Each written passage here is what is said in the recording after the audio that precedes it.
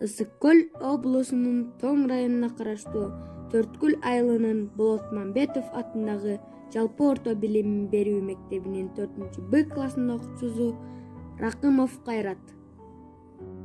Касиеттүү көл энем, шамал жүрсө ак толкундар чамынып, күн батыштан күн чыгышка агылып, кыргыз күүсүн ойноп жатат Ысык-Көл, күп-күп эткен добулбастар кагылып.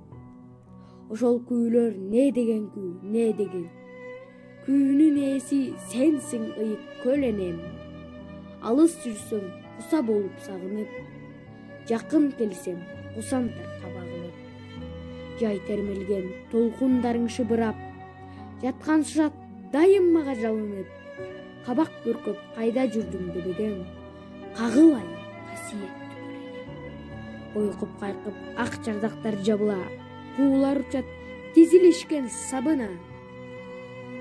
Жылт-жулт этип жылдыз болуп кубулуп, көктөн түшкөн күндүн нуру чагыла.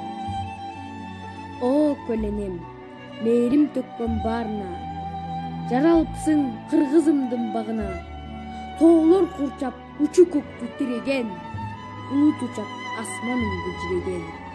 Жан жыргаткан сенин ушул көркүңө, жаттын көзү тийбесе деп тилине.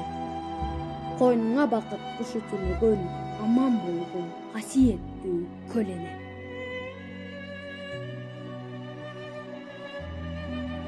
Алыкул Осмонов.